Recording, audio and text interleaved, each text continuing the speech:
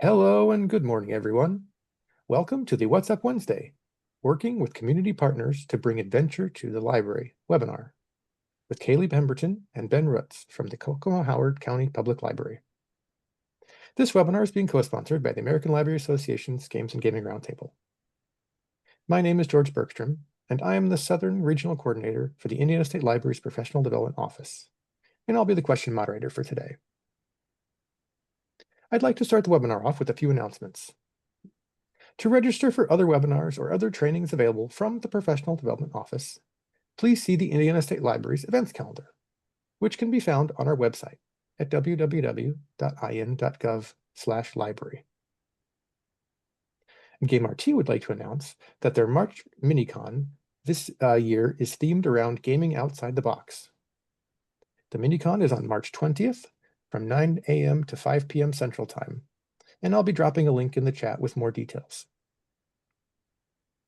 Today's session is 1 hour, so you'll receive 1 LEU. If you're watching the archived recording of this webinar, the instructions on how to obtain your LEU are available in the video's description on YouTube. Or you can also find these instructions on the Indiana State Library's continuing education site under the LEU policies. I'll now turn it over to Caele and Ben. Hello, welcome. We are here to talk about some of the ways that we partner with community people, individuals, organizations, businesses to bring gaming adventures to your library. It is specifically gaming related. If if you're watching and that wasn't exactly what you were expecting, I do think you can still take some of these things and apply them to your different programs at the library.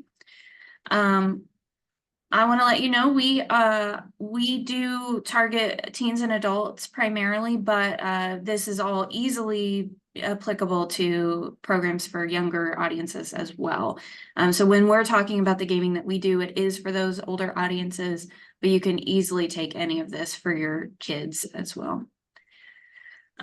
We will introduce ourselves, tell you a little bit about us and our library. We'll talk about our community partners that we work with, some of the adventures that we've done, and then some ways to foster those relationships and make sure that it's a healthy partnership.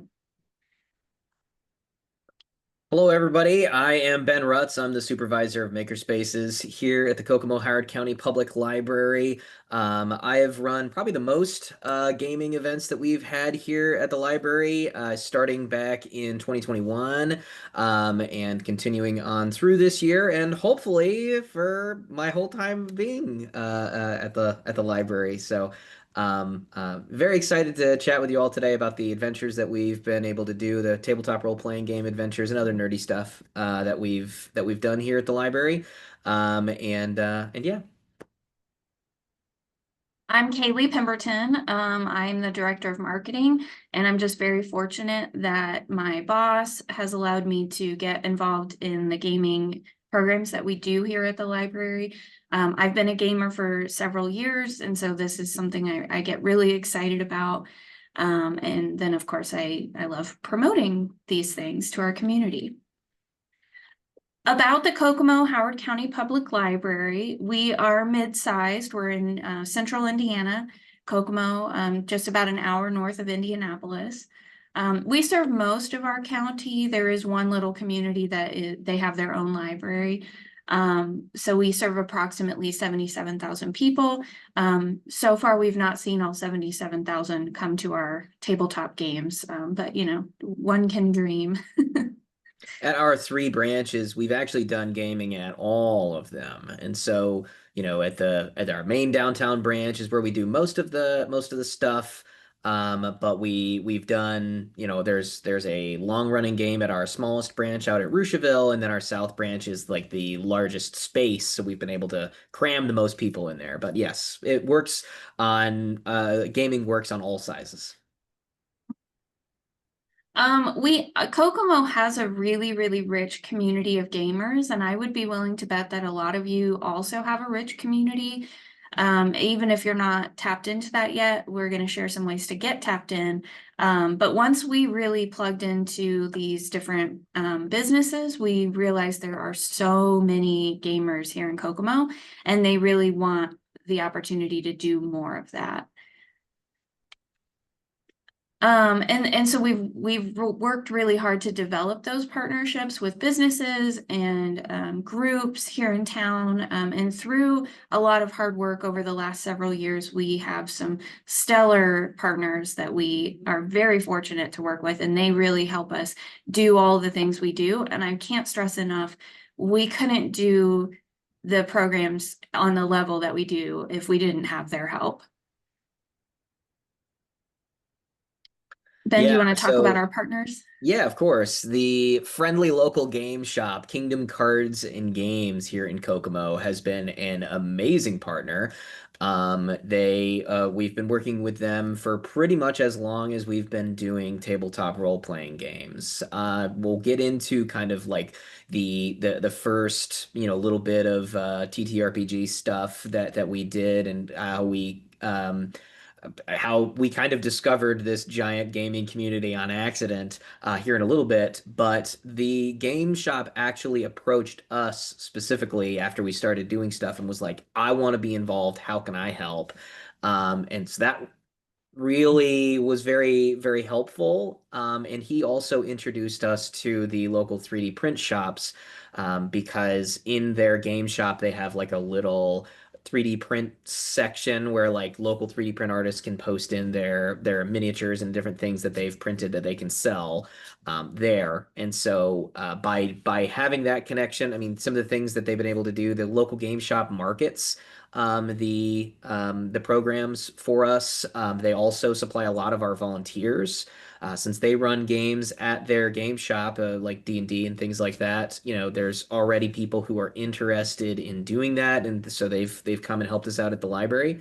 But the 3D print shops also print a lot of miniatures for our kind of more bigger events and things, and so that's been really helpful too. The comic store, we have a really great relationship with him. I was in a campaign with the owner for a few years. He sells minis and dice as well.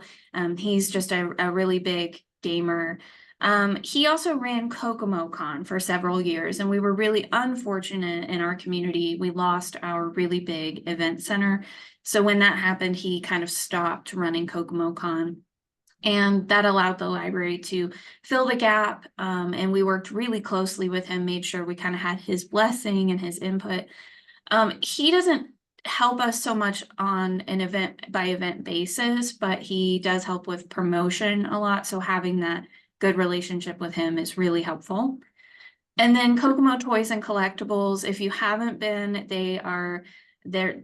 People come from all over the place to visit this shop. It's packed with minis and collectibles, and it's really, really cool. They regularly donate to us. They were also part of that campaign I did with the comic book shop owner. So that was a great opportunity to build these relationships. So anytime we need prizes for anything or cross promotion, they are very quick to do that, immediately jump on that. So we've really not had to buy anything or pay for a ton of advertising. They've helped with that cross promotion a lot. And Yeah, then the and well, I do want to say one more thing about the comics store. If your community does not have a local game store, or if your local game store doesn't, it doesn't really have necessarily the interest in necessarily getting involved, I would recommend kind of seeking out vendors or businesses that are kind of in the same nerd space because the comic store you wouldn't necessarily think is tabletop role playing related, but it just so happens randomly that our comic store owner is like an award-winning miniature painter, and so he's kind of helped kick off like a mini painting program and is like really into TTRPGs and stuff. And so like that is kind of similar in even if we didn't have the local game store, we would still be able to do these things because of other local businesses that are interested. But yeah, the gamers too. Not necessarily a business in itself, but like as we've started doing more and more of these gaming events, we've gotten a huge amount of volunteers to the point where we actually have a big group chat with all of us, all like 25, 30 of us. And anytime that we have a big event, we just message out. It's gotten to the point where we don't have to hunt people down. We just message, hey, we got an event coming up. Anybody interested? And then we get a whole bunch of hands raised of people who are down. So yeah, the volunteers are you can't we can't do this without them. So how do we make these connections in the first place? Especially if you've not done any gaming or if you've just done it on your own. It can feel a little overwhelming as we're talking about this, but this has been, these relationships have formed over the course of the last several years, and we've really, really deepened these relationships. Being a gamer definitely helps. We already, we go to the game shop and we buy board games there. I go to the comic book shop, and having those connections already can definitely help. Supporting those local businesses is really important. If you're going to ask for their help, you want to show that support right back to them. Like I said, we visit these shops, we buy from them. They're the first stop for Christmas presents and birthday presents, that kind of thing. Even sometimes when it's a little inconvenient, our game shop runs a monthly game that it's on a Saturday night. It goes until like 2 in the morning. No one wants to be awake until 2 in the morning.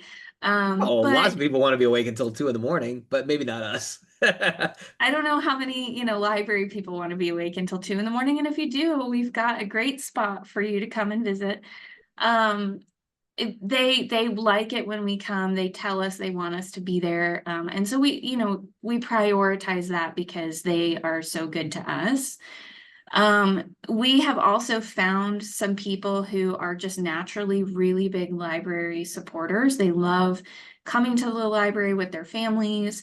They tell everyone they know about it, but they also happen to be really big gamers. And so that is a natural fit. If you know of anyone who is willing to come in and maybe lead a game or train people on how to be a game master, we've just been so fortunate that that has naturally fallen into our laps.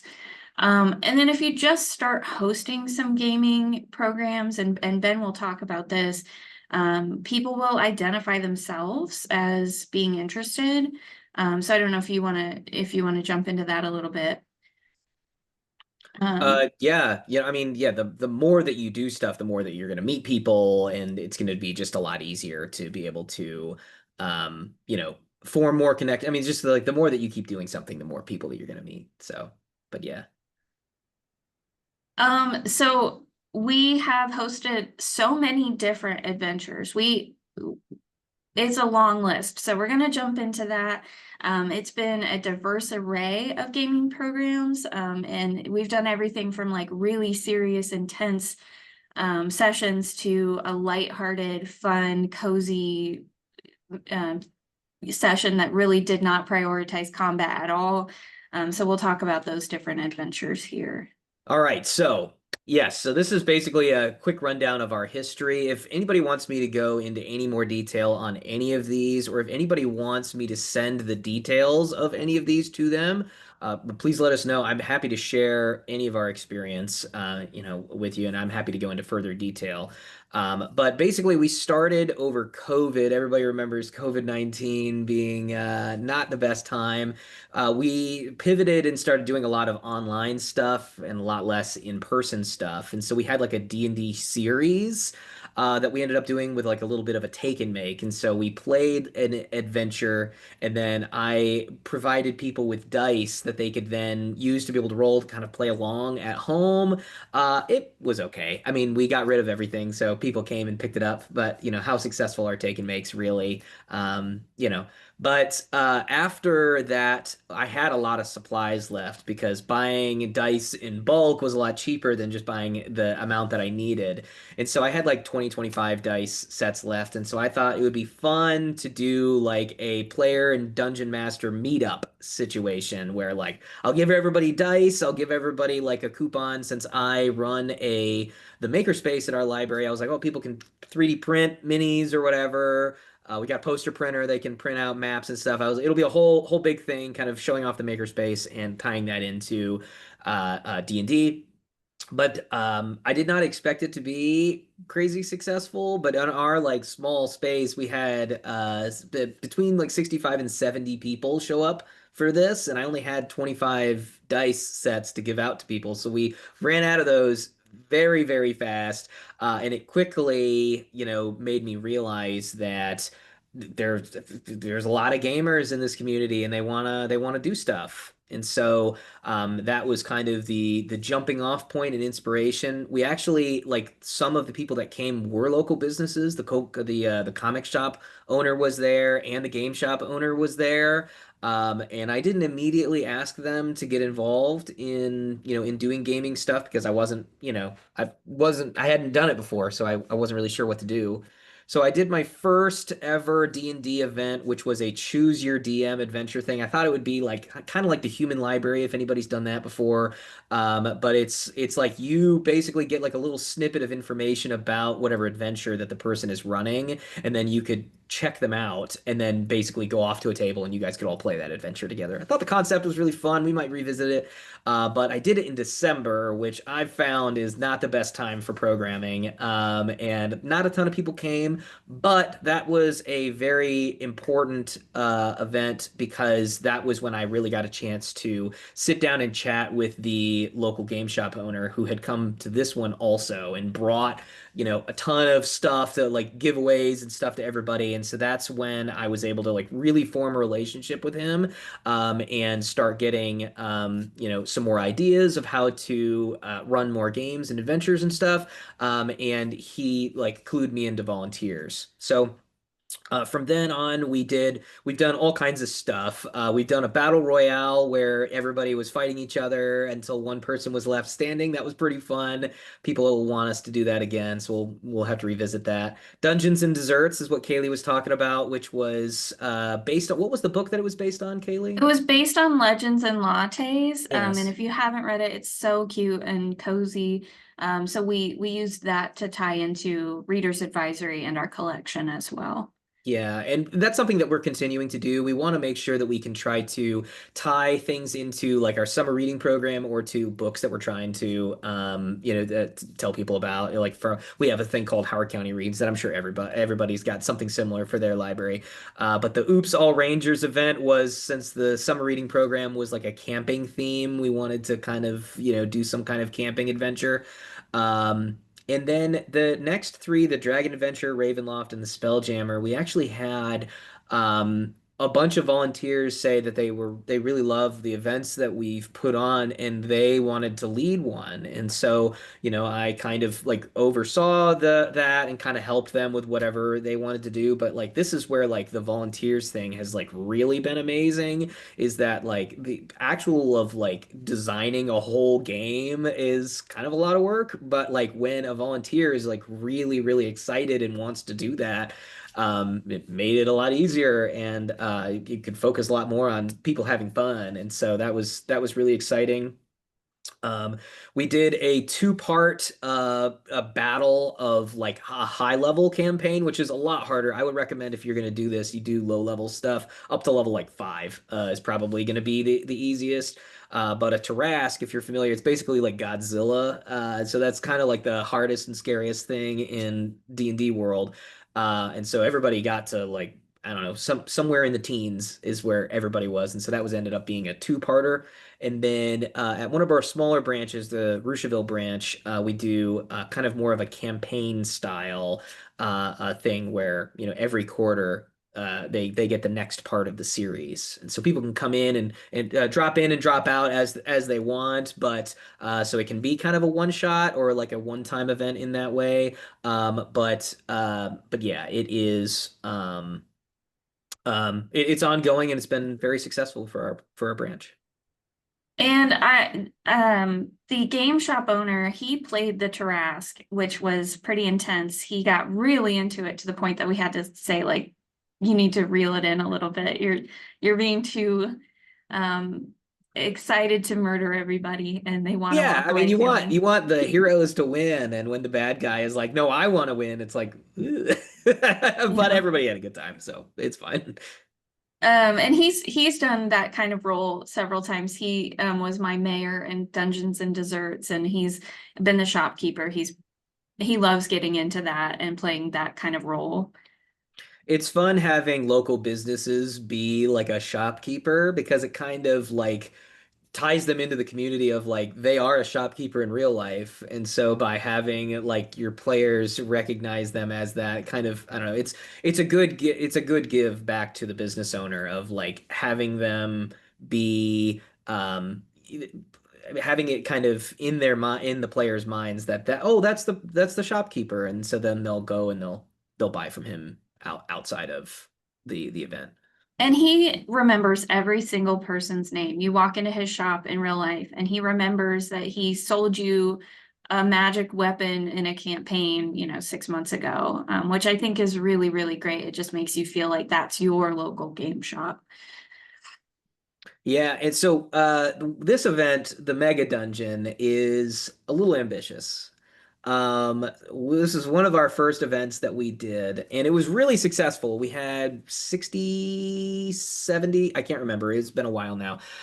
We had quite a few people. We had like 12 game masters running games. We had yeah, like 60 some players. And it was all night. It was like 8 p.m. to 8 a.m. I think it was. It was an overnight lock-in style event, and I was the only staff member overseeing this event. So it was a lot.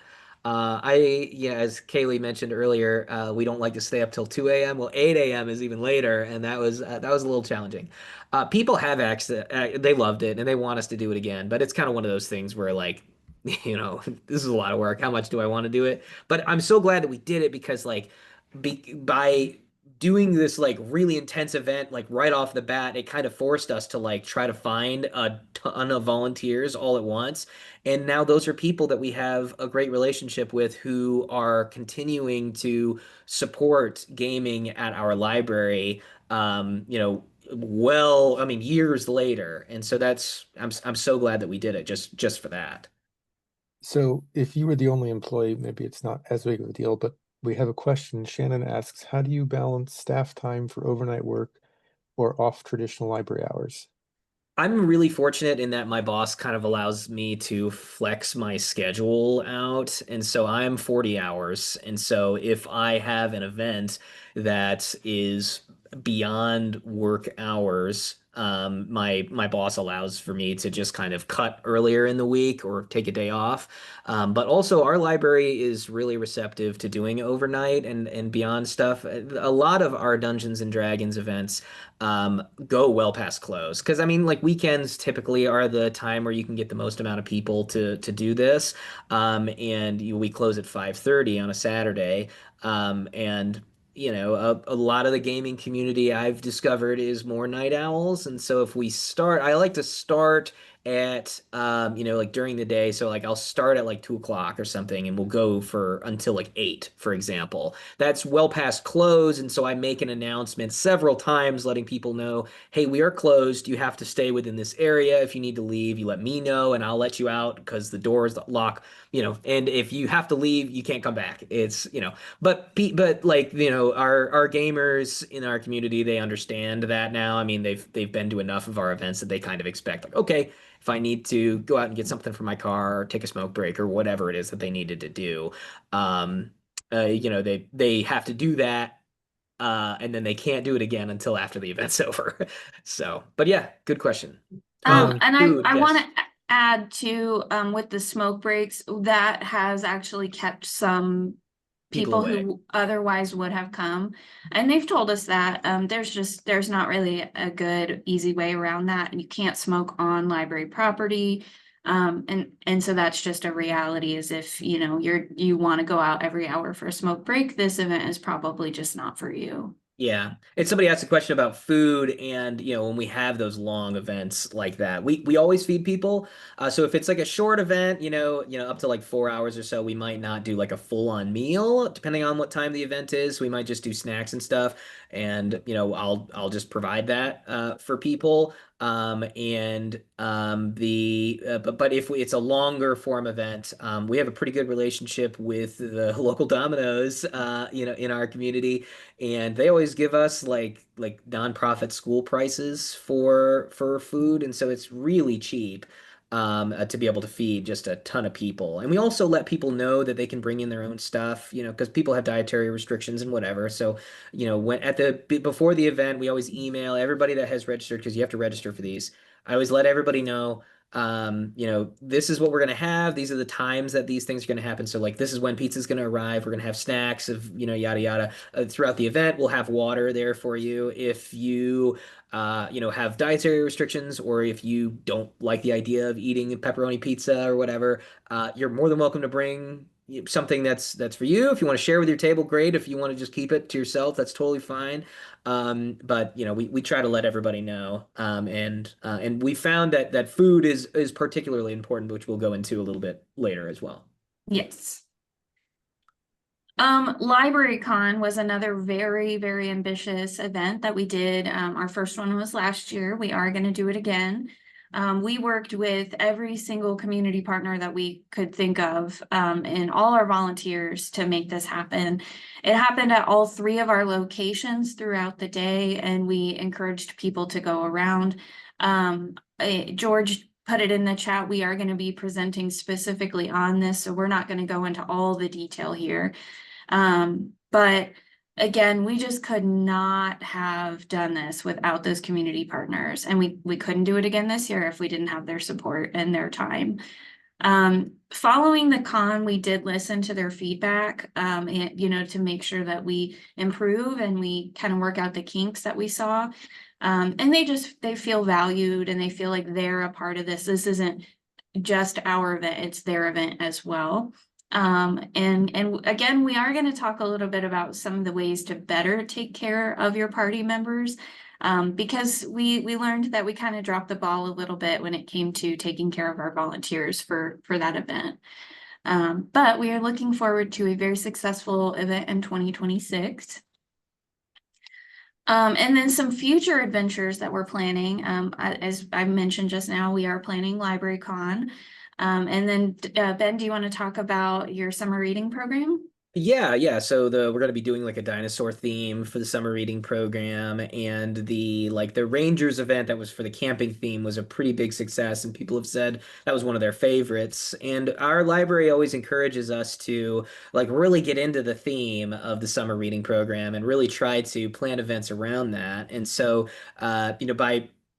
by saying like, all right, it's got to be dinosaurs, we're going to be doing like an all barbarians, adventure back in with fighting dinosaurs and all that stuff. And so we're pretty excited about that. It's going to be coming up this summer.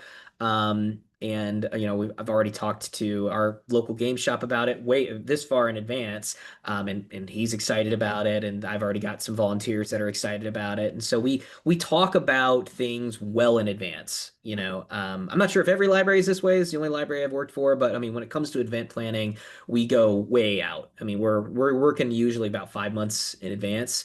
And so that is a little bit of a jarring thing for some of your local businesses where, I'm talking to the local game shop and I'm like, hey, we've got this event idea that we're going to be doing 6 months from now. And they're like, well, I don't know what Magic the Gathering system or whatever is going to drop.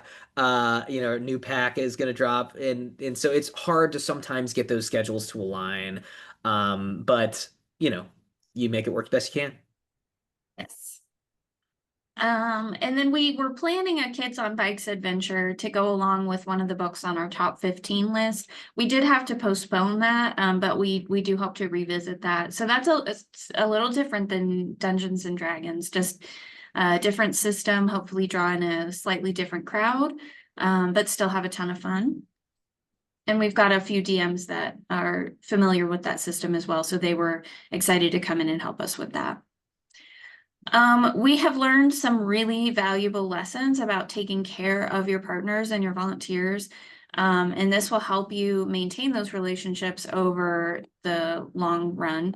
Um, so one of the things that we found, and we heard this from our volunteers, you need to establish really clear expectations and rules, both for the game masters, but also for attendees. The volunteers really want to see a clear set of rules. Yeah, and this was something that we kind of had to learn along the way because, when you haven't done something, you don't really know what to expect. But, I mean, because some of the volunteers that we have had, we haven't necessarily asked back because, because of various things. And so we wanted to set the expectation of like, this is how the event is going to go, not set the expectation of like, because we want to give our dungeon masters the freedom to be able to kind of like run their game the way that they want, but at the same time, we like the goal is for everybody to have fun, and the goal is not to like to win.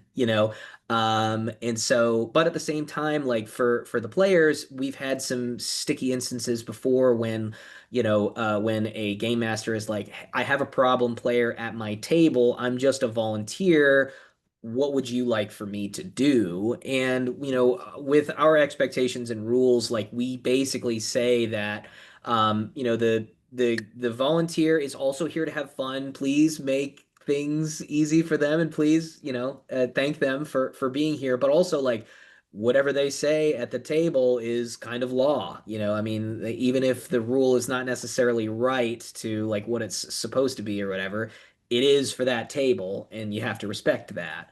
And if the game master doesn't feel comfortable, having those, dealing with the conflict management of it all, they need to know that you are okay with stepping in and handling that for them. And fortunately, like we've been really lucky in that, like most of our volunteers have been really great, and most of our players have been really great. But nobody's perfect. Not every community, I mean, no community is perfect. And there have been times where we've had to talk to people, and fortunately, they've chilled out, and we've not ever had to get to the point where we've had to ask anybody to leave. But it's something that we might have to do at some point, and that's something that we have to be okay with. Another really important thing is giving them all the tools they need. So printouts is a really big thing. If you're gonna give your DMs like, a full one shot with monsters and the loot that the party might find. We print all that out for the GMs. We don't expect them to bring anything. If they want to bring their own dice, they're more than welcome to do that, of course. But we'll have dice available for them if they need it. Any props or tools we have available. Some game masters want to bring their own maps, and that's generally fine. Some of the sessions we have specific maps and we print those out for them. Or like Um, even without maps, I mean, theater of the mind. I mean, everything can all take place in our collective minds. And so like maps aren't necessarily a requirement.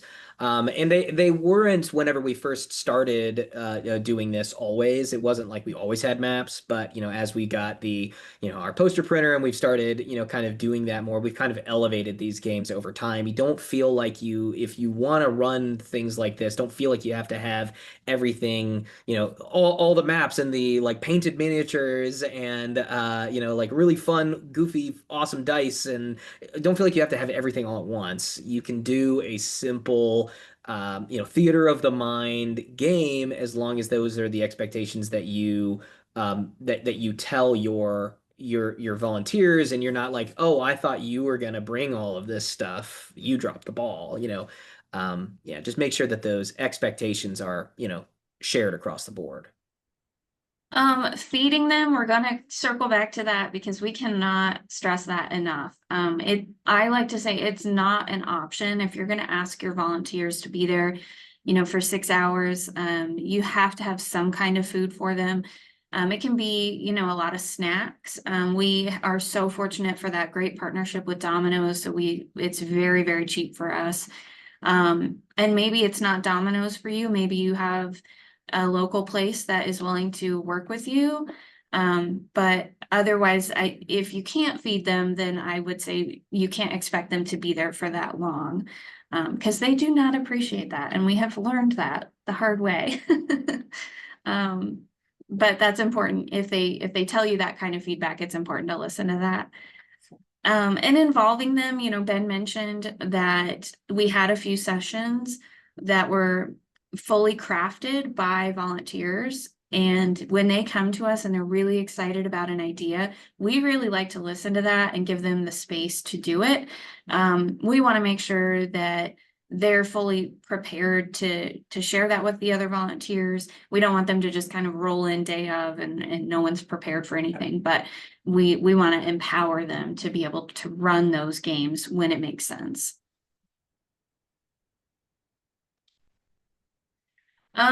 With your businesses and organizations that are coming in, so how, like a little more involved than your volunteer GMs, they are giving you their time, talent, and resources, and you want to make sure that you are fostering that healthy relationship with them.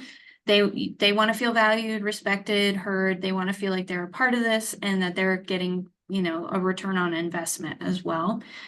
One of the things that we have not actually had to do, but I'm putting it in here in case this is useful for you. You might develop a memorandum of understanding. It can protect both parties if any kind of conflict arises. If you have a business that wants to work with you, but you've never worked with them, you don't really know their track record. This can be helpful just to say, going back to that memorandum of understanding, it didn't meet the expectations that we had, and so we're not interested in another partnership down the line. And just kind of setting very clear expectations for everyone involved. Yeah, and it's one of those things where like working with volunteers, if you've done any kind of volunteer or business driven event at the library, it can be a little scary because, I mean, they may not have skin in the game, like they're not paying you or you're not paying them to do this. And so because of that, they might just not come or and that's kind of part of it. I mean, we've had volunteers who just didn't show up on the day, and so we just have to know that like they get, when that happens, if they we don't ask them back. I mean, it's you can't expect like all of your volunteers to be absolute rock stars. But if you develop that, and I kind of wish that we had at first, but we didn't really know what we were doing.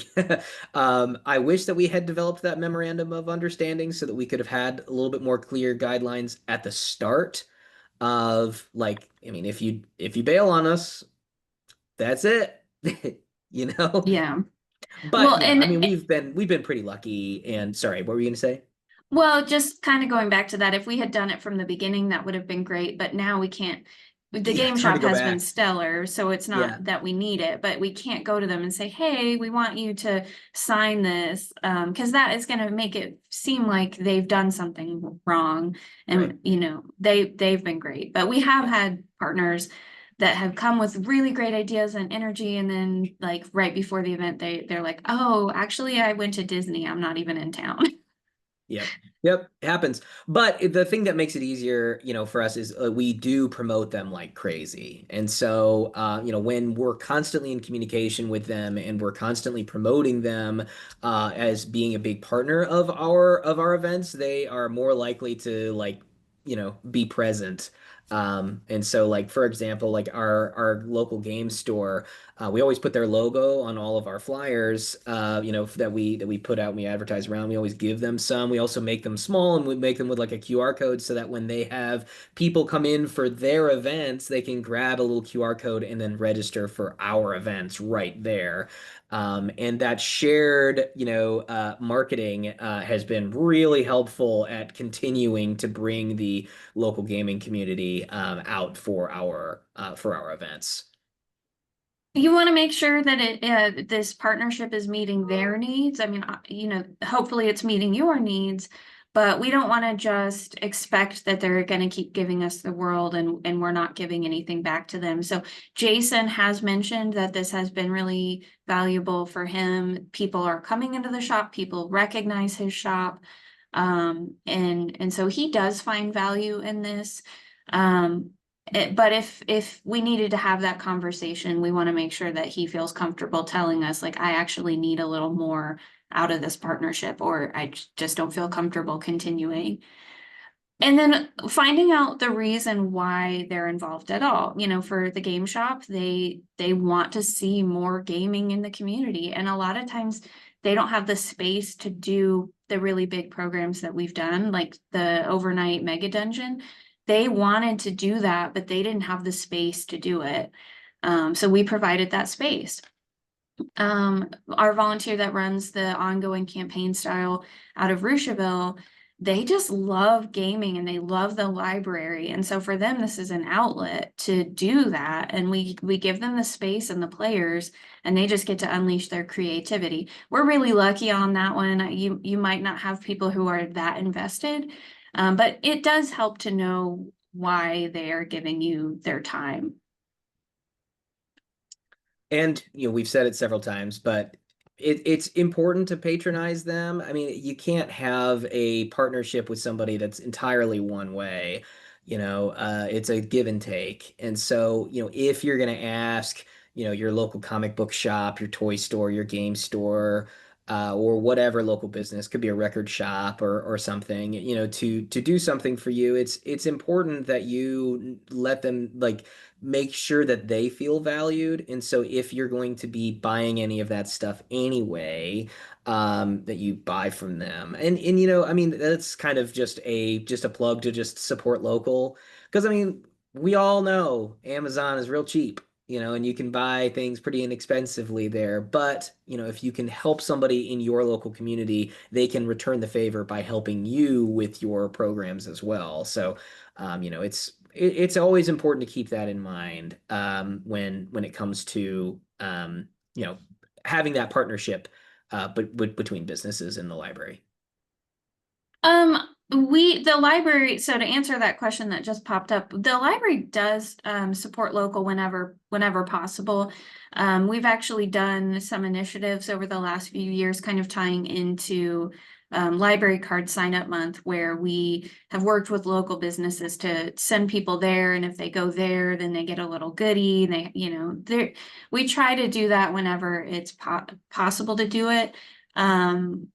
Outside of gaming and that kind of thing, we try to support local with, like, our custodial needs and office supplies.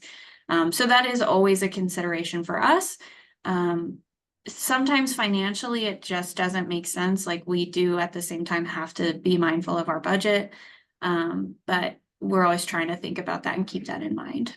But And then, also personally, yeah. like we also do it personally. So yeah.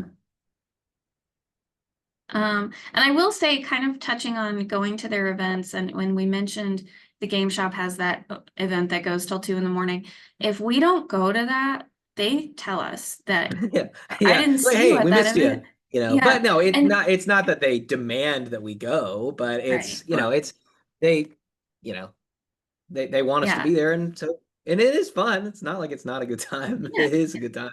Well, they told us this last time they had too many people. They didn't even have space for everybody. But they still were like, what were you guys doing Saturday? I didn't see you there. So we try to keep that relationship going. Conflict, sometimes conflict is going to arise, whether with your individuals or your partners. We like to be really transparent. So we have 2 shops in town, and I'm not going to name who, but they don't play very nice together. And they have competing ideas for what they would like to see us do.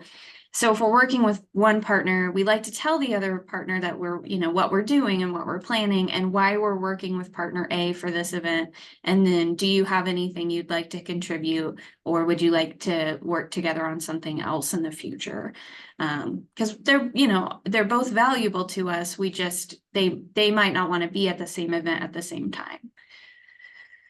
Um, we like to give our Gold Star partners priority. So we've mentioned our game shop. There's actually several in town, and we've opened the door to the others, but they have not really responded. So that's an easy one. They haven't really been interested in working with us, and that's perfectly fine because we have such an excellent relationship with the one that we do work with.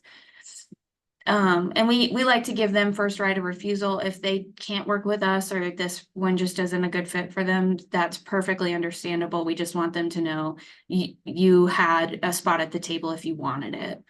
And we try, at being a library, we don't want to play favorites, with anybody, and so it's just kind of up to, whether or not they want to work with us or not. I mean, they might, the nice thing about the local game shop that we work with is that they're really close. I mean, they're physically the closest game shop to us, whereas we have like two others in our community, and we've worked with them a little bit. Yeah, but I mean, even when we put their logo on stuff, if they don't come, it's like kind of it is what it is. But we try to spread the love around, I mean, we did like a big card game event where we like physically went out, to try to support them. So yeah, we try to, make sure that we're unbiased, but at the same time, we want to give the first right of refusal to the people who have proven that they are the most reliable. And then we try to be mindful of the individuals that are reliable as well. Again, when we've opened the door to have like, a dozen game masters come in and this person doesn't show up and maybe next time they don't show up, we're not going to ask you back to the table. And if you keep indicating that you want to come, we need to have a better conversation to make sure that we are providing the best experience for the players. If a whole table just doesn't exist anymore, then we have to put those players at another table, and that can get a little crowded. So we try to keep an eye on who's a reliable volunteer for us as well. And one of the things I also want to mention is you don't want to burn out your volunteers. One of the things that I mean, I got a little overexcited with how popular these events were becoming. And so it was just me running them for a long time, and we would have 30, 40 people consistently every time, sometimes multiple times a quarter. But I started to hear from our volunteers that they were getting a little exhausted from doing these major, sometimes 6, 8, 10, 12 hour events. And so it's like, all right, I want to give you guys a breather. I don't want to make it so that you don't want to work with us anymore. So we ended up scaling back a little bit so that and the thing that's also helpful is that we have a wider pool of volunteers so that people don't feel obligated like they have to, or this event won't happen at all. Right. But yeah, so that is also helpful. I also want to say we had I'm thinking of one in particular. We had a volunteer who told us they enjoy doing it, but there is a player that comes anytime this particular volunteer is there. It's a little bit of a not quite stalking, but they've definitely latched on to this game master. And we didn't realize that until the game master told us, like, hey, I'm actually not going to volunteer anymore because this player keeps showing up and making me really uncomfortable. Of course, I wish we had realized that sooner, but that does happen from time to time where a volunteer backs away for some reason, and it's not because they don't enjoy gaming. There just might be another underlying circumstance. So he has not come back. If he does, we will, be prepared to manage that for him so that he feels comfortable. But totally understandable. They have to take care of themselves as well. He has actually done some stuff with us still. Like at LibraryCon last year, he ran one of the games. And so he still like volunteers, with us a little bit, but like not our like big grand scale things like we usually do. But we did get a question. How long did it take you for your community to show up at events? Was it immediate, or did it take a few low participation events before it caught on? So at first, it was immediate because I had that event where like I was just giving out free supplies, like three free dice, and it was overwhelming. We had, the room that I had booked for it was not nearly large enough to be able to accommodate it. And so we had like 70 people in a room that was really only, it can't really fit more than like 20 in here. So it was shoulder to shoulder. It was too much.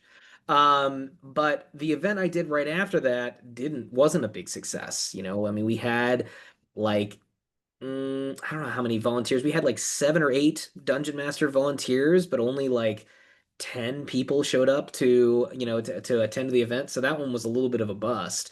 But then right after that, it got really successful, and it's been successful ever since. So, But it some events are still a little lower on the attendance, like it really just kind even, of depends, yeah. and you just don't know, especially when you have to book that far in advance, 5 months in advance, how many other things are going to be going on that day. And so you have to think about like holidays, like is that Mother's Day weekend, Father's Day weekend, or or things. You just have to kind of think about like what other things might be going on that might impact your attendance. So Summer asks, do you stick primarily to TTRPGs or have you expanded events out to other types of games like TCGs or traditional board games? We Um, do have an ongoing board game night, and that's actually run by the same volunteer that does the campaign out at Rocheville. But even if he didn't do that, the board game night would be a little bit easier for us to run on our own. And there's a variety of different board games. At LibraryCon, the game shop has hosted board game demos as well. So we do that. We've never done the trading card games, and that's been a discussion. We've decided not to even touch it, partially because the game shop does such an excellent job of that, and that's not something either of us are really familiar with. Well, and it's also something that the other game shops in the community do a lot of. And like part of the reason I think that the other two game shops are not as interested in partnering with us is because they're more interested in like trading card game related things. And like it feels like for our community, that's a niche that's already being met. And so there's a lot of other stuff going on. So it kind of is be like hat on a hat, or like we're putting too much expecting the community to be too into trading card games. But we have stuck with mostly Dungeons and Dragons. We are dipping our toe into doing Kids on Bikes and maybe some of the more niche, but still somewhat popular and kind of timely, with Stranger Things having just come out, sort of thing. We'll see how that goes. But yeah, We've also We are very open to other systems, but we were talking about this before the presentation. People recognize the name yeah. Dungeons and Dragons, and so we don't want to put something out that's too obscure. People don't know what it is. Even if we try to explain what a tabletop role-playing game is to someone who has never even heard of that before, that can be a little bit of a learning curve.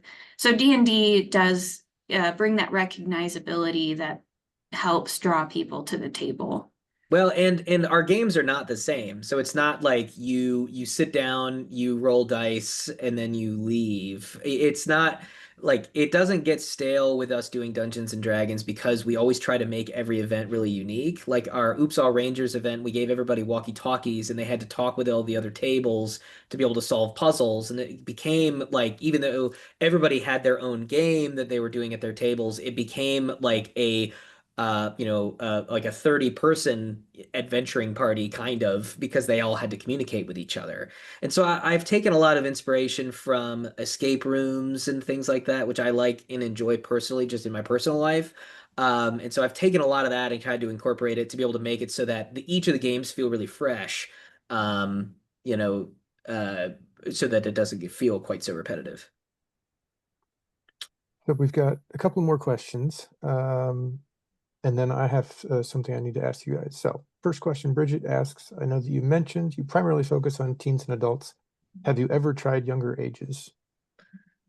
We haven't. The like our children's department has started to kind of get a little bit interested in doing something like this, but the makerspace is a part of the adult and teen department, and so as a part of my job, I'm encouraged to do programs for people of that age group. So I haven't really done stuff with kids, but that said, there have been some young kids that have come.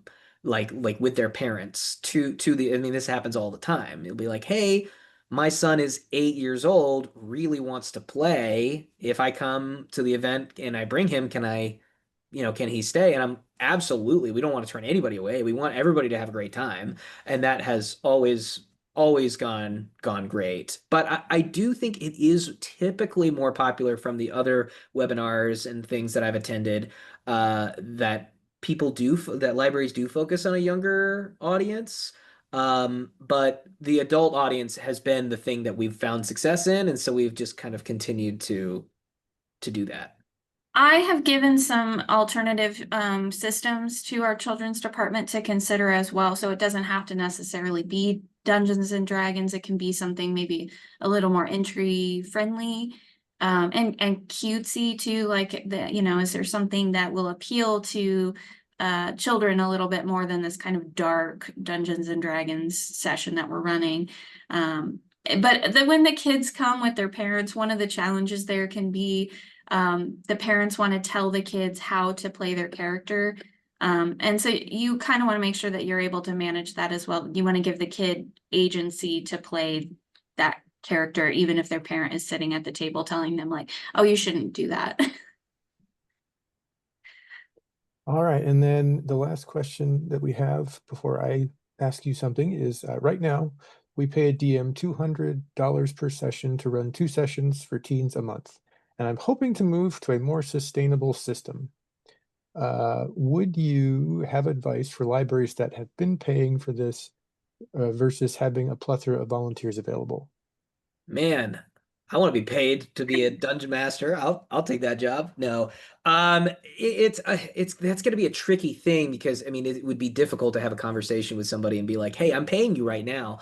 How would you like to do this for For free?" free. That was something that the way that we built our community of volunteers was, first of all, I just did a call out on my own personal Facebook page, and I was just like, "Hey, is anybody interested in just doing this for the library?" And we got a bunch of people there.